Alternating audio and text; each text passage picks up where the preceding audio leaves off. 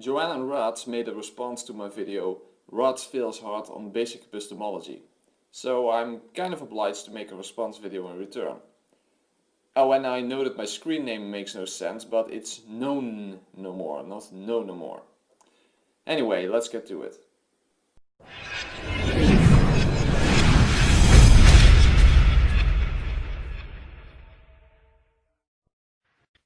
Sorry for my hiatus. I've gotten a new job which has taken up a lot of time, and I've been dealing with applying to grad school, but I will try to get back to making videos.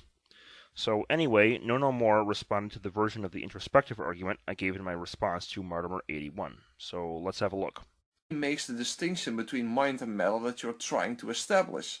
You literally declared by fiat that mind is not material in your first premise. Well, let's look exactly at what we mean by matter. Assuming we are on the same page, what we refer to when we speak of matter is anything beyond subjective perception.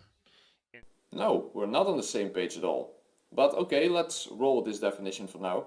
We'll see the problem with it soon enough when you present your reformulation. I will also comment on the following section later on, but I will let it play until you get to the reformulated version of your original argument. And then I'll get back to the earlier section later on in the video. And since we cannot know of anything beyond subjective perception by definition, everything we know of when we speak of the mind is not that which we refer to as material. Hence, the mind is immaterial. In fact, in the words of Max Planck, I regard consciousness as fundamental. I regard matter as derivative from consciousness. We cannot get behind consciousness. Everything that we talk about, everything that we regard as existing, postulates consciousness. Yeah, I know that you believe that, but that's the conclusion C1 you try to draw from the first two premises. Well, maybe I shouldn't have phrased it exactly like that. A better way to phrase it is as follows. P1, our minds have the property that they could exist in a possible idealist world. P2, matter does not share this property. C1, thus by Leibniz's law, matter and mind are not the same thing. Actually, this reformulation is even worse, because without changing the content of this argument, I can rephrase it as follows. Premise 1. Non-matter can exist in an immaterial world. Premise 2. Matter cannot exist in an immaterial world. Conclusion. Therefore, non-matter and matter are not the same thing. Or, like this. Premise 1. Mind can exist in a mind-only world. Premise 2. Non-mind cannot exist in a mind-only world. Conclusion. Therefore, mind and non-mind are not the same thing. After all, your definition of mind was subjective perception, and your definition of matter was anything beyond subjective perception. So I could either say that a synonym for matter is non-mind, or that a synonym for mind is non-matter. That's why I can rephrase your argument as I just did without actually changing the content. Which gets us to the original criticism. You are simply defining the mind as immaterial and then go and conclude that the mind is in fact immaterial. That's question begging. You cannot make conclusions about the ontological nature of reality on that basis. Moreover, the way you make a distinction between mind and matter is not helpful to begin with. I as a materialist would never say that material and mind are identical. Movement and material are not identical either.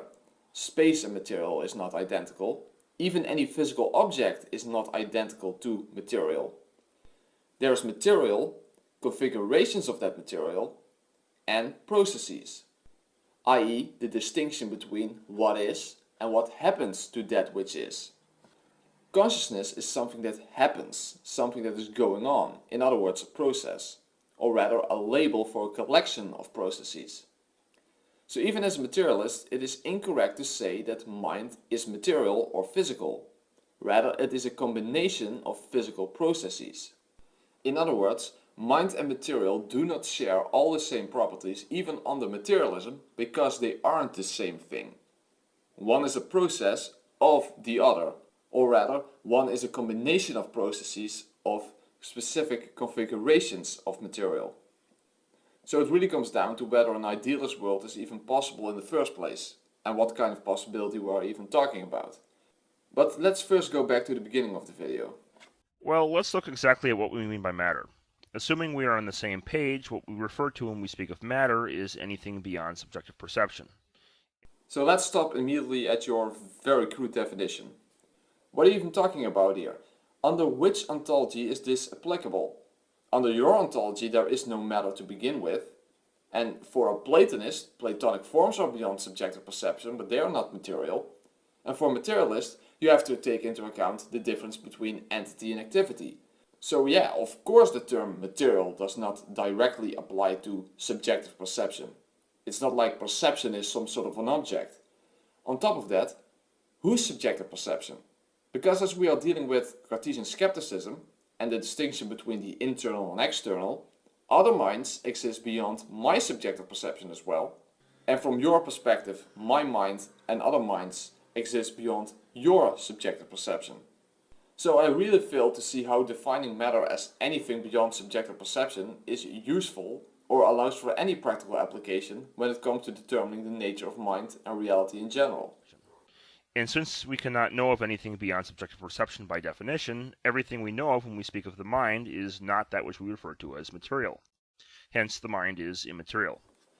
And I need to pause again, because apparently we're not even on the same page when it comes to subjective perception. If you simply mean that knowledge of any kind requires subjective perception, or rather awareness or consciousness in general, then, well, sure. Consciousness is implied in the definition of knowledge. You can't speak of knowledge without consciousness.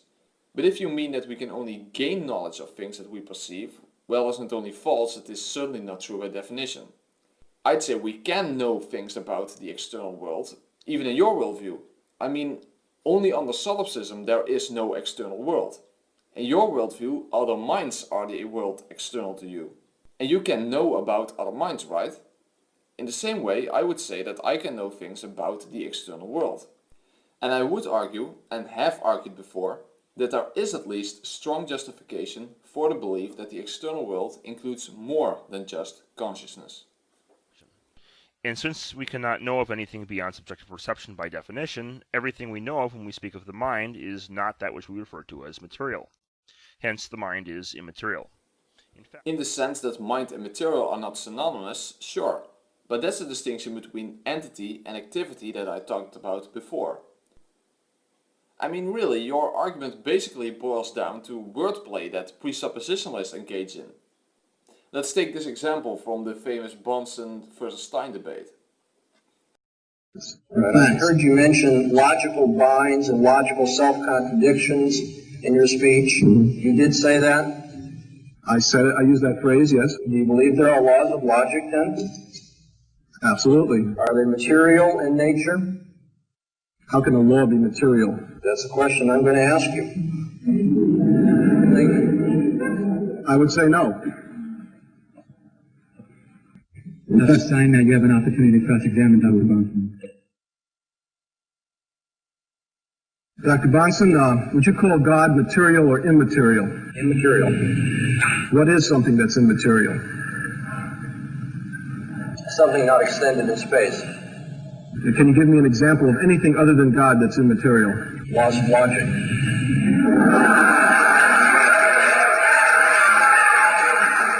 Can I ask that you hold that down?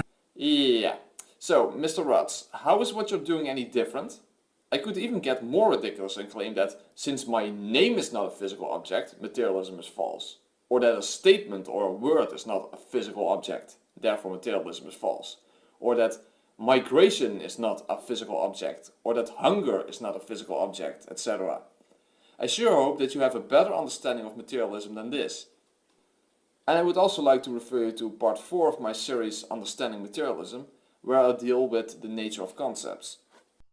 In fact, in the words of Max Planck, I regard consciousness as fundamental. I regard matter as derivative from consciousness.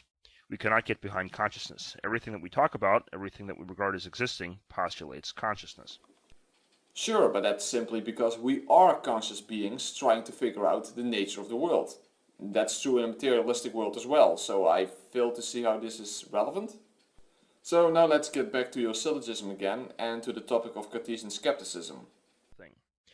Now you might make the argument that the first formulation is question-begging, but I think the core intuition here is valid. And it's entailed in Cartesian skepticism in that Cartesian skepticism is based on the conceivability of idealism. Conceivability is irrelevant when it comes to ontology, and I've argued this in my video Against Idealism. First of all, conceivability doesn't entail metaphysical possibility.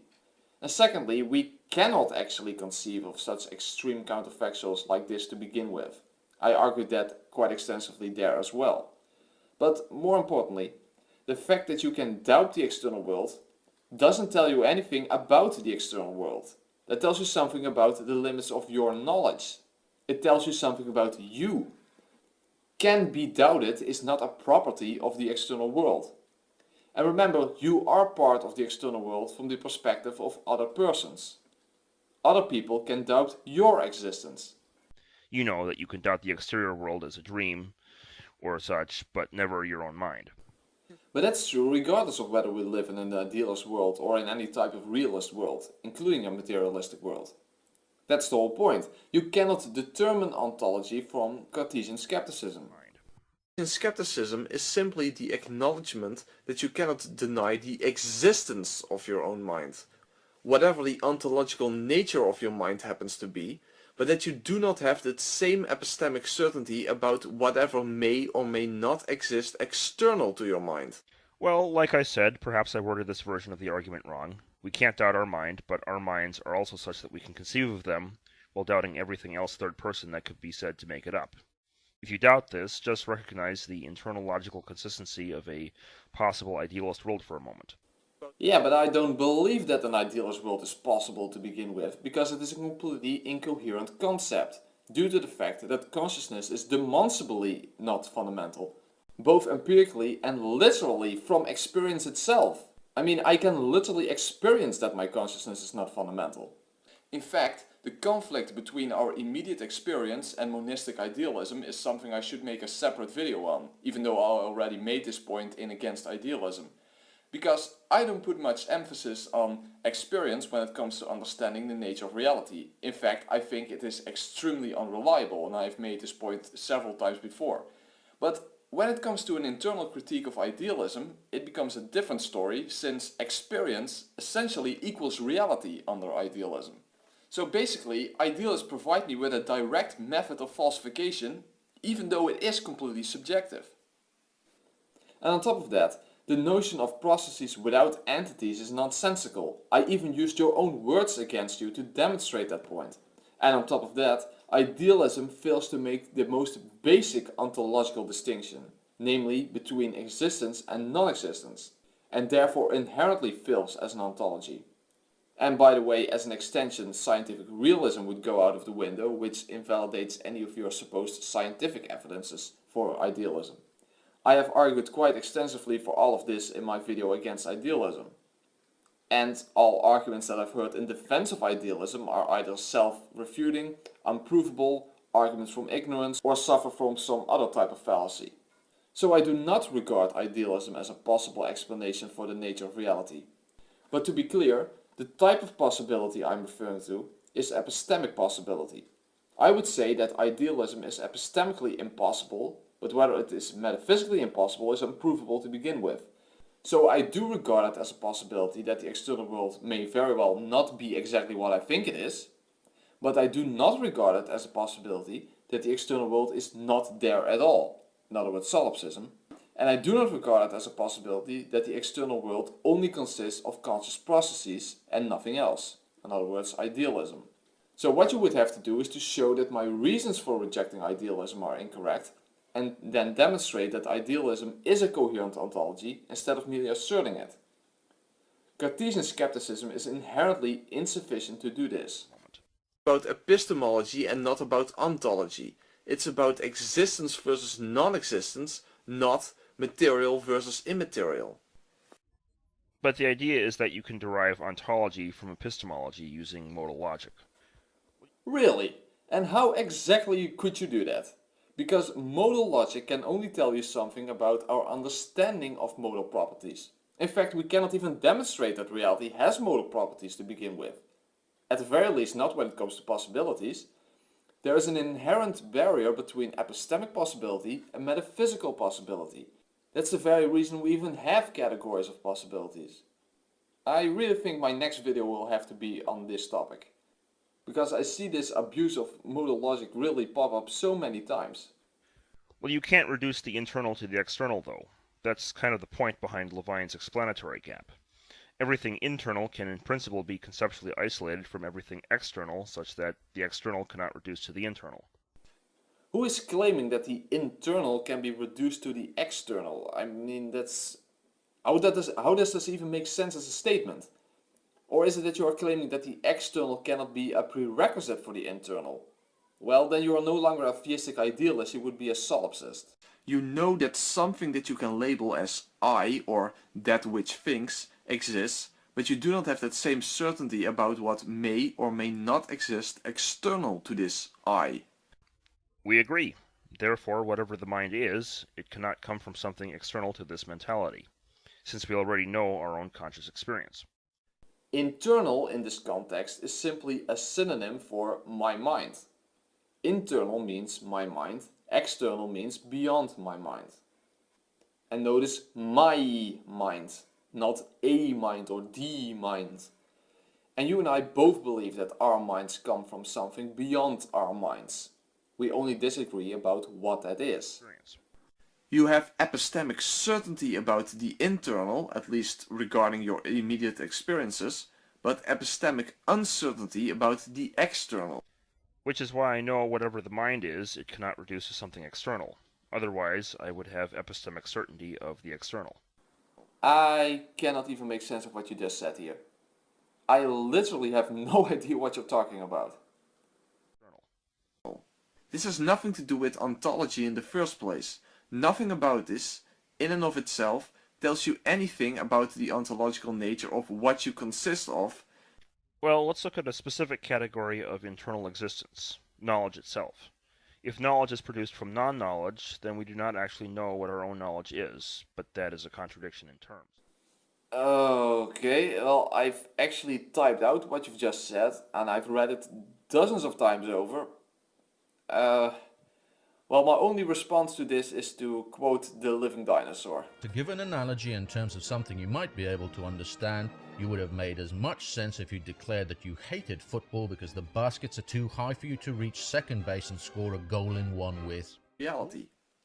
In other words, that it has some sort of place in reality, but you don't even know what sort of place it has. Whether it's fundamental or not, or whether it's the only thing that exists. This is sort of outside of the scope of the argument you are critiquing here, but let's take a look at that anyway. Is it possible for the mind to not be fundamental, but rather emergent? Well, if we consider that emergent things are only comprised of syntactical arrangements of fundamental things, this would be a problem if we want to argue that the mind has anything more than syntax. But as we can see from Searle's Chinese room, the mind must be more than syntax, and so the mind must be fundamental. And if we are both monists and believe in only one fundamental substance, we must conclude that the mental substance is the only fundamental substance. It would take me a whole video to provide a proper critique of the Chinese room argument. So for now I'm going to play a clip from a video by the Polymath, who addresses the Chinese room thought experiment in a response to you. And as far as I know, you haven't made a response in return, so here you have another opportunity. Oh, and by the way, for everyone watching, make sure to check out the rest of the Polymath's video and channel, because he is grossly undersubscribed and he really has some great content. So let's take a look at what he has to say. Of the many problems with John Searle's Chinese room argument, the most problematic one is that he leaves out a very important aspect of understanding language: associativity. Within the field of linguistics, associativity is mainly a combination of deixis and indexicality. Deixis is a contextualizer for specific words, as semantic meaning is not the same thing as denotational meaning. Indexicality works the same way. Usage of a specific word engineers the state of affairs that one is supposed to envision when those words are communicated to that person. The usage of the word now implies a sense of time in the present. Smoke coming from a house serves as an indexicality for a fire taking place inside. An exit sign with an arrow pointing in a specific direction serves as an indexicality for the direction of the exit. In fact, there's actually a great example of this from history.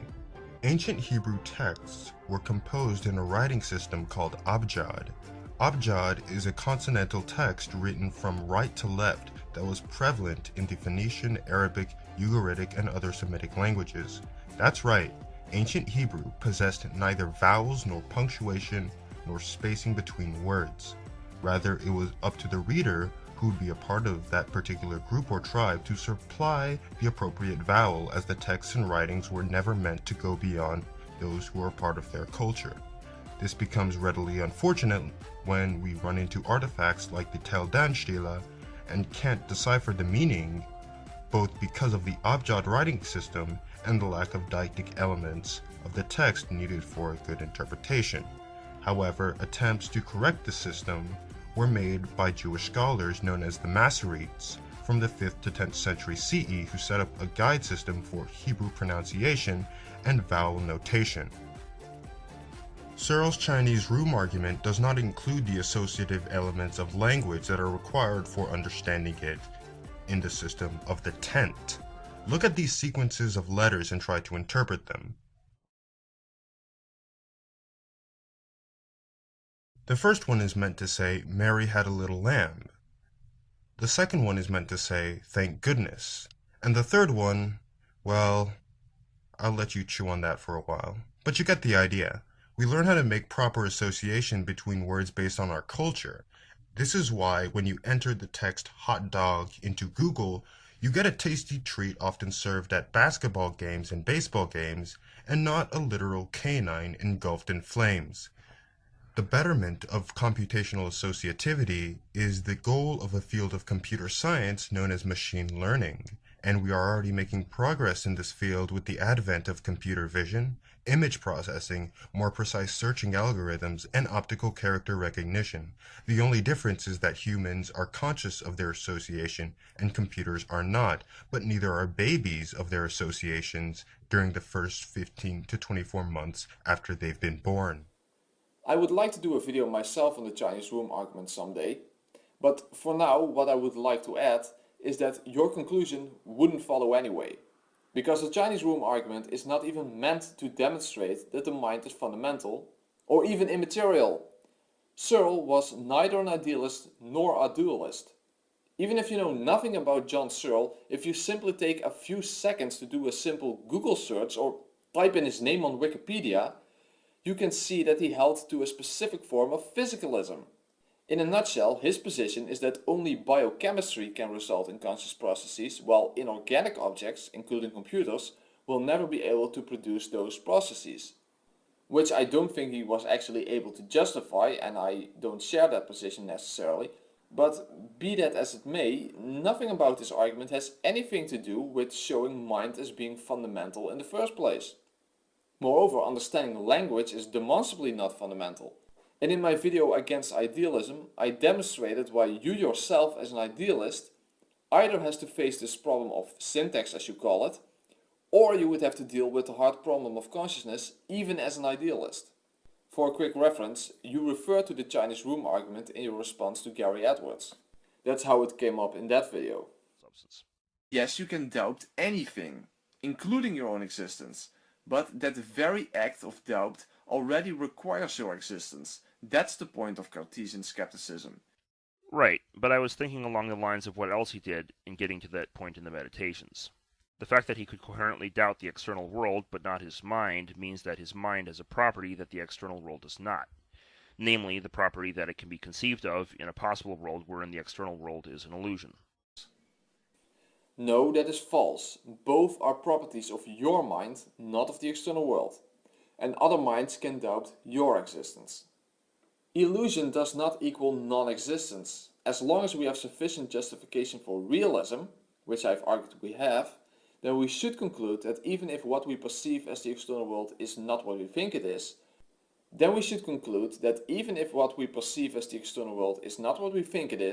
there is still some sort of external world that causes us to have this illusion, as you call it. Premise 1. You believe God is fundamental, namely a metaphysical necessary being. Premise 2. I can doubt the existence of God. In fact, I very much do, and this is simply an incorrigible mental state. Premise 3. If I can doubt the existence of God, God's existence cannot be fundamental, which is simply your assertion that if you can doubt something, it cannot be fundamental. So, the conclusion would then follow that your belief that God is fundamental is false.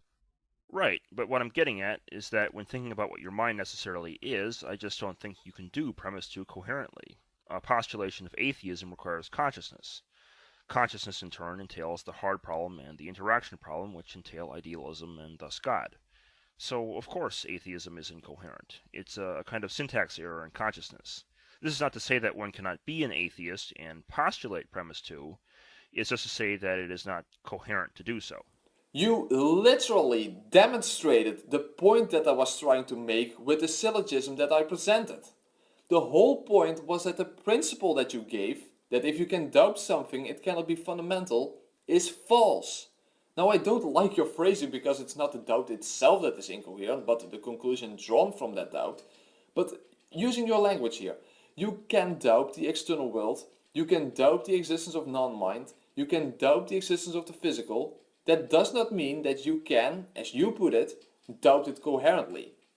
That was precisely the point that I was trying to make. So, if materialism is true, then you are a material configuration doubting the material from which it consists. Yet that material still exists even if you think it doesn't. And that material would still be required for you to doubt that you exist. In the same way that if your view is true, I am a mere mind created by a divine mind, doubting that I am a mere mind created by a divine mind. Yet despite that doubt, I would still in fact be a mere mind created by a divine mind. Doubt proves nothing about how the world actually is because it's not some sort of property of the external world. So thank you for proving my point. Do so. You also confuse epistemic possibility with metaphysical possibility. You don't use those words, but you try to argue that since we can be certain of our minds, but not what may exist external to it, that which may exist external to it may in fact not exist at all. I'm just saying that it's logically coherent to conceive of the external world as not existing even if the mind does. And my point is that this is irrelevant. And as I pointed out in my video against idealism in response to IP's version of the modal solipsism argument, your belief in a metaphysical necessary being you call God excludes any solipsist world even if conceiving of it would be logically possible. In your view, you would still have to conclude that such a world could not actually exist. That's the point of the gap between epistemic possibility and metaphysical possibility. That the mind has the metaphysical property that it allows for this. What allows for this is that there are limits to our understanding. The fact that we don't actually know what reality is truly like, apart from a handful of quote-unquote necessary truths or whatever label you would like to use. And some of the people watching would even disagree with that.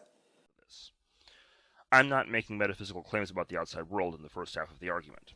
So then why are you drawing conclusions about the nature of the external world on the basis of the mere manipulation of words? Because that's all you're doing. The argument. Now you better have a pretty good excuse for making such a mistake, since I already pointed this out to you in my first video against idealism, and I know that you have seen that one. I must confess I have not seen it in its entirety. I apologize for this. I've been meaning to get back to it for a while though. Well, you really should go and watch it, especially the part where I respond to the introspective argument as presented by Inspiring Philosophy, and the modal solipsism argument, and how I use Alvin Plantinga's modal argument for the immateriality of mind on the basis of Leibniz's law to demonstrate why such arguments don't even get off the ground. For a while though. And on top of that, you've misrepresented Cartesian skepticism, which I find ironic since Descartes believed in God like you do, believed in the same God as you do, believed in the immateriality of mind like you do, and you still misrepresented him. Look, this little clip of the video was sort of off the cuff. Firstly, I wasn't meaning only the cogito, but the train of thinking leading up to it also. Secondly, I think the basic intuition was valid even if my exact formulation had issues. It wasn't merely your formulation, but the unwarranted conclusions that you draw from this intuition. And with all due respect, but it seems to me that everything you say is off the cuff because you rarely bother to actually explain and elaborate on the claims you just throw out as if they are somehow obviously true. The ability to consistently doubt the outside world but not your mind could be restated in terms of a modal logic argument for the immateriality of the mind. You're trying to drive in a screw with a saw. It's the wrong tool for the job and a tool that wasn't even meant for that job. If you want, though, I can replace the first part of the argument with any number of other fairly straightforward ones, be they Mary the Color Scientist, Plantinga's EAN, Chalmers P-Zombies, etc., etc., etc. Yeah, well, these are all horrible arguments.